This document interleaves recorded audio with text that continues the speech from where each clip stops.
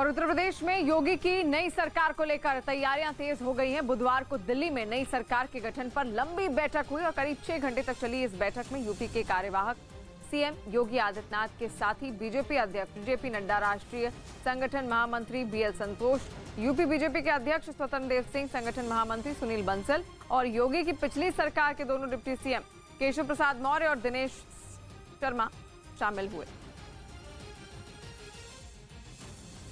और बैठक में तय हुआ कि होली के बाद योगी सरकार का शपथ ग्रहण होगा और सूत्रों के मुताबिक बैठक में मुख्य रूप से जो सहमति बनी उसके मुताबिक मंत्रिमंडल को पहले से बेहतर बनाया जाएगा।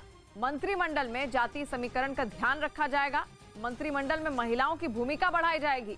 मंत्रिमंडल में क्षेत्रीय समीकरण का ध्यान भी रखा जाएगा और अनुसूचित जाति के मंत्रियों को उचित भागीदारी मिलेगी। शिक्षित विधायकों की भागीदारी बढ़ाई जाएगी।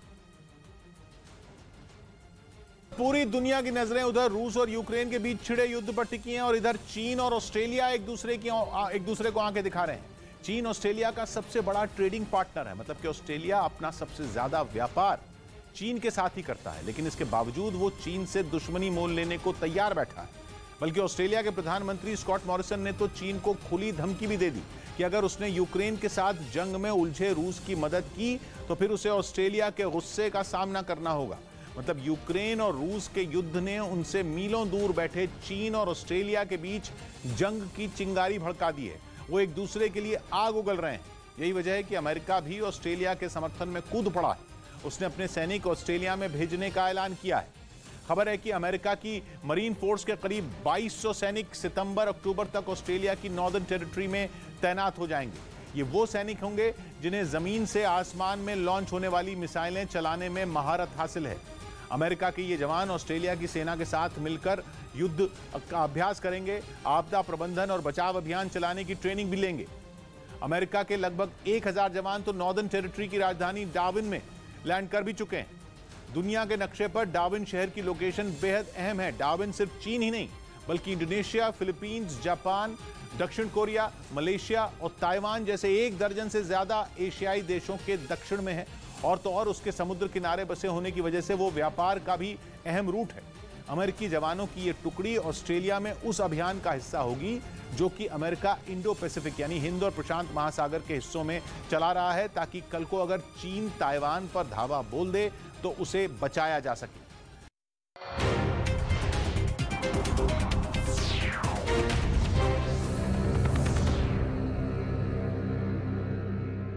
लाकर गिर जाती। आसमान से हो रहे ताबड़तोड़ हमले लोगों को संभलने तक का मौका नहीं दे रहे। हजारों लोगों की मौत हो चुकी है। पूरा का पूरा शहर खंडहर में बदल चुका है। जंग के शुरुआती दिनों में तो केवल फौज के ठिकानों को निशाना बनाया जा रहा था। ऐसी जगहों पर बम नहीं पहुंच रहे थे जहां आम लोग बसे हों। लेकिन अब खूबसूरत मारियोपोल में शायद ही कोई ऐसी इमारत बची हो जिसे बमबारी से नुकसान न हुआ हो, क्योंकि जितनी ताकत रूस ने कीव पर कब्जे के लिए लगाई है उतना ही दम मारियोपोल पर कब्जा करने के लिए भी लगाया हुआ है, क्योंकि अजोव सागर की सीमा पर बसा ये शहर रूस के प्लान का अहम हिस्सा है। नक्शे पर देखें, ये शहर पूर्वी यूक्रेन में है जहां रूस की सेना ने जंग छिड़ने से पहले ही घेराबंदी कर ली थी।